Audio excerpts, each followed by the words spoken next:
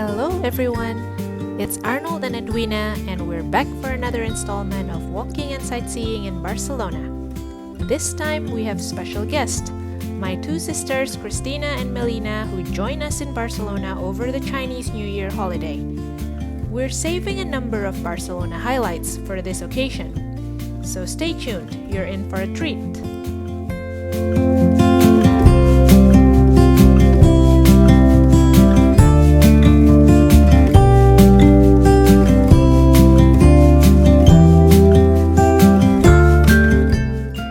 To accommodate the four of us, we booked a bigger apartment through Airbnb. It's located near our previous apartment, a stone's throw from La Rambla, still in the center of Barcelona. This apartment has a combined living and dining area, a fully stocked kitchen, 2 bedrooms, a bathroom, and an extra toilet. Aside from a fire scare involving the unit right below us on our first night, we were very happy with our stay.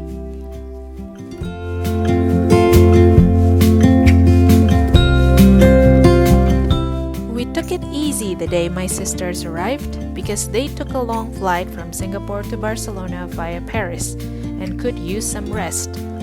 We still brought them out for a quick stroll around our neighborhood, the Gothic Quarter, and stopped for churros, melindros, and chocolates though.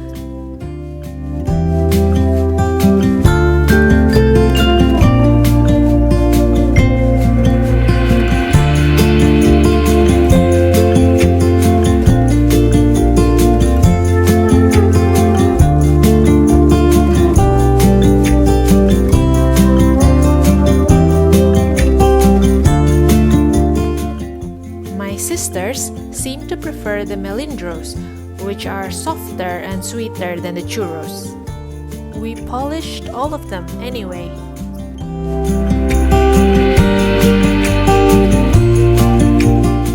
The next morning, we had a time ticket to visit Sagrada Familia.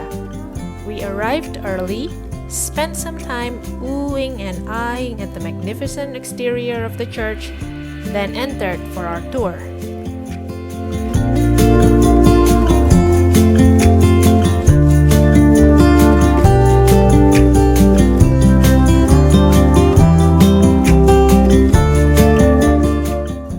Starts with a model of what the church will look like when it's finished. That's right, Sagrada Familia is still currently under construction, relying on the donations of thousands of people around the world who visit it to the present day. The first stone was laid in 1882. Antoni Gaudi joined the project in 1883 when he was just 31, became director, and would continue to work on the project until his death in 1926. He knew it wouldn't be completed in his lifetime, so he left behind a lot of detailed designs to guide its completion. Once completed, the tallest tower will soar to a height of 172.5 meters, making this the tallest church in the world. It is still slightly less than the height of the nearby mountain of Montjuic though, because Gaudi said the work of man should never surpass that of God.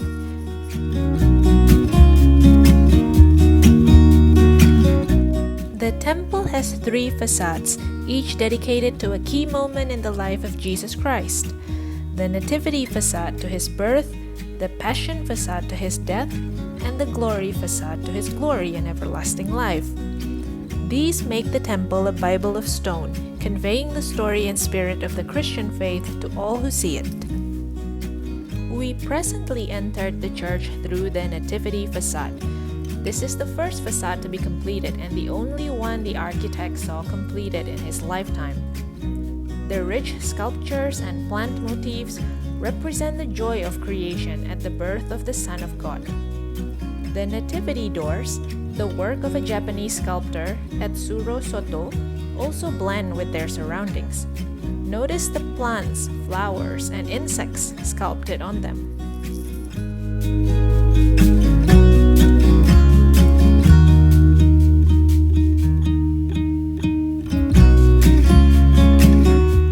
The interior of the church is otherworldly. Gaudi designed it as if it were a huge forest. The columns are trees, branching out above, skylight filtering through them to the forest floor. They were not only aesthetic, they actually support the vaulted ceiling.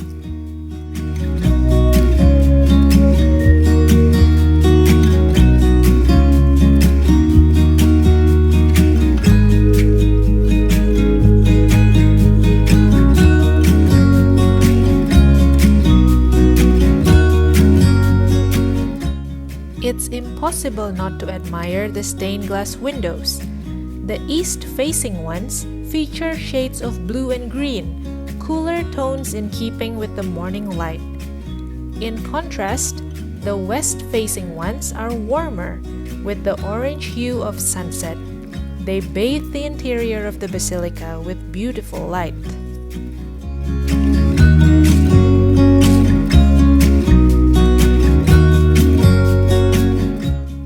This is the interior of the Glory facade, which, once the building is completed, will be the main entrance to the basilica. Gaudi wished for the entrance to be located on the side that faces the sea. On the doors, the Lord's Prayer is written in Catalan. All around it is the phrase, "Give us this day our daily bread," in 50 different languages. Below the apse, not accessible to the public, is the crypt, the oldest part of the temple. Gaudi is buried here.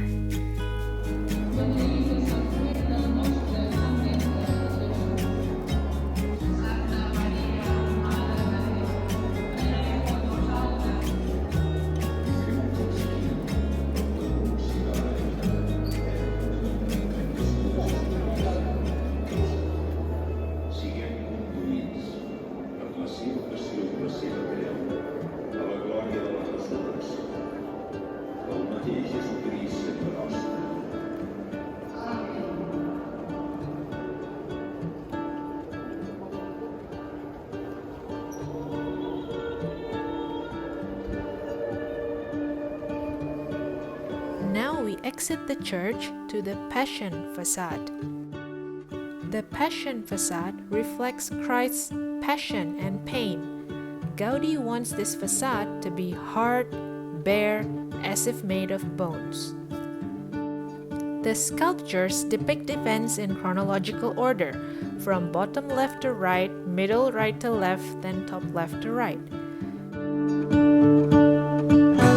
The sculptor of these figures, Josep Maria Subirachs, left a few Easter eggs.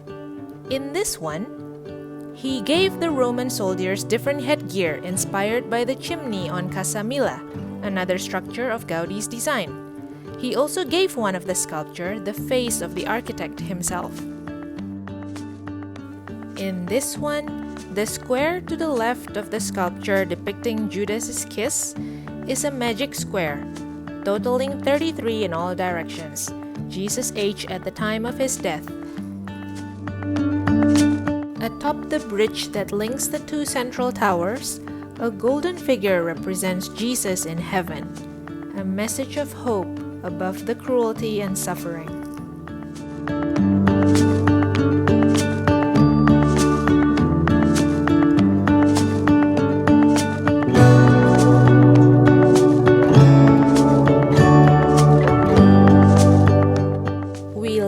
The breathtaking sight of Sagrada Familia for a quick rest and bubble tea.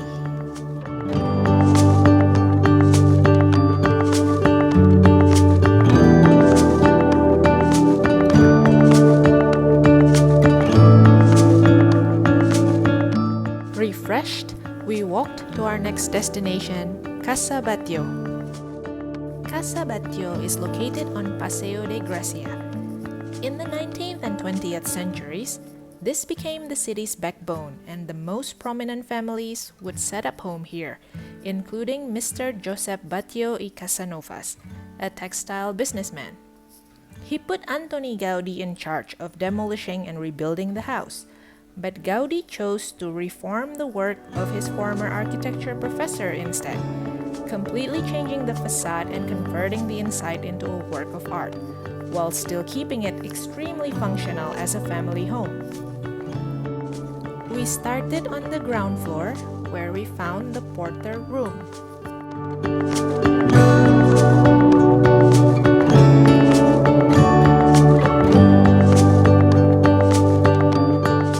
As we made our way up, we entered the living quarters of the Batllo family.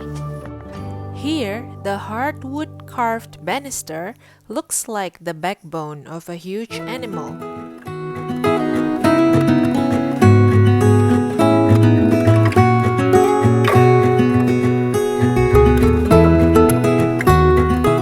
I know we were just entering the house here, but I was already smitten by the colors, curvy shapes, and whimsical details we saw.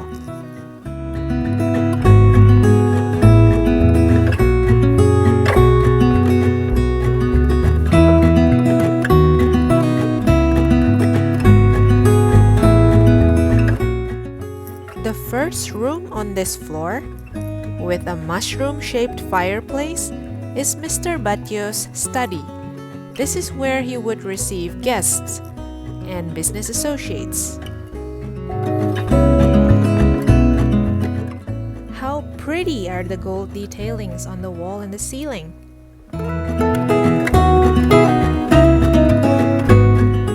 And this is their living room. It's a big, long room that can be partitioned into 3 smaller rooms if necessary.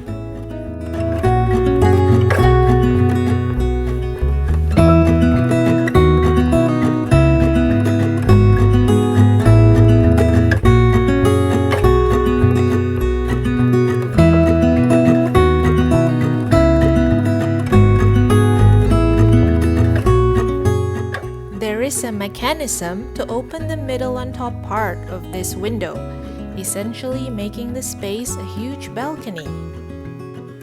What a delightful thought!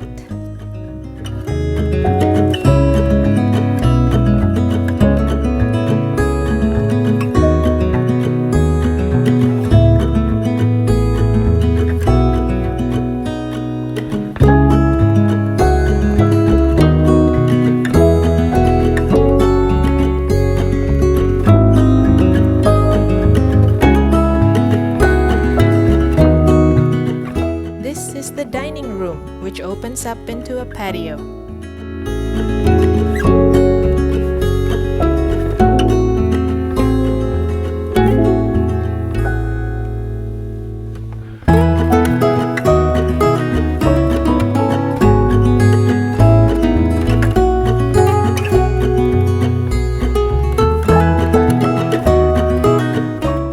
Can you imagine enjoying the afternoon in this exclusive rear courtyard?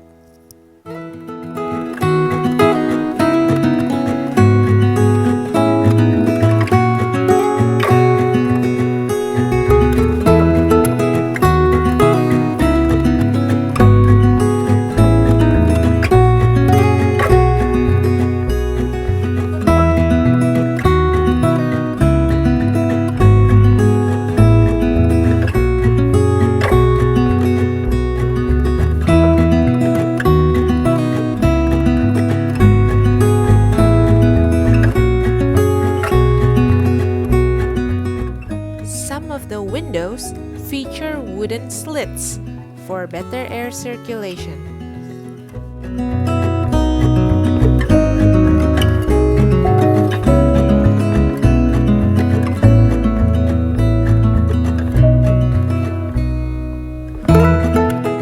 Right here is another interesting design feature of the house, the patio of lights, an inner courtyard of some sort. It ensures natural light would reach all the rooms of the house.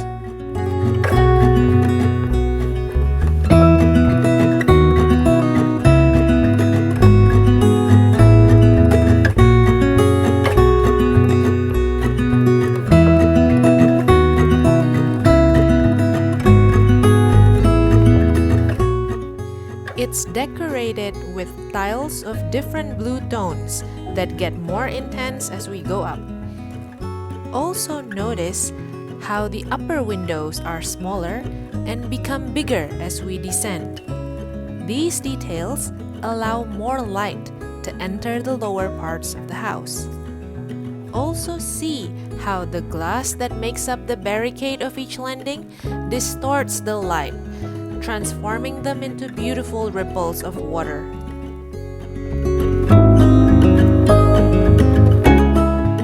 Overall, the house feels wonderful and magical, invoking the feeling like you're in an underwater castle.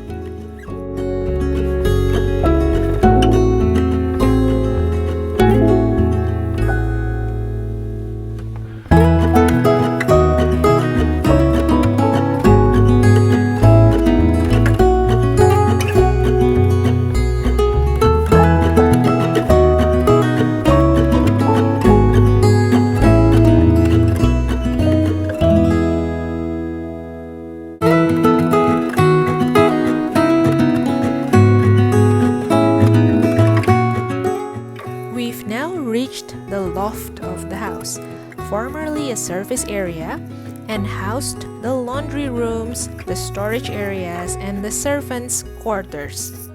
This part of the house is all white, with all-pervading light.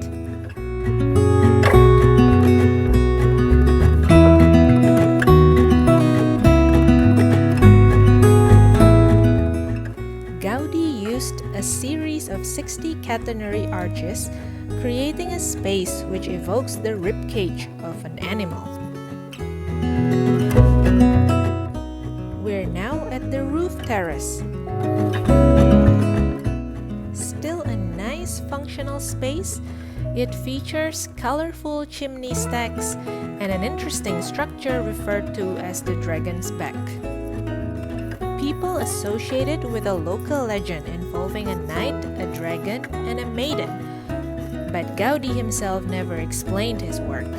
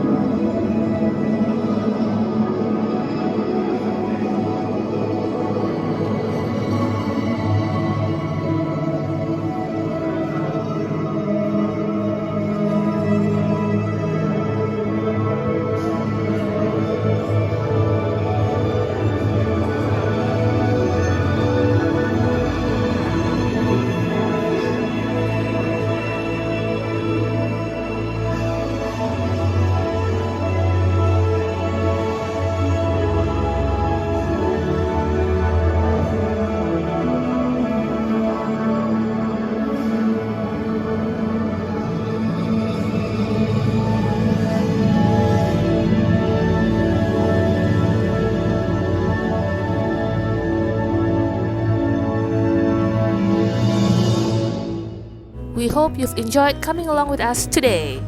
In the next video, we'll visit two more of Gaudi's works, Casa Mila and Parkway. We hope to see you then!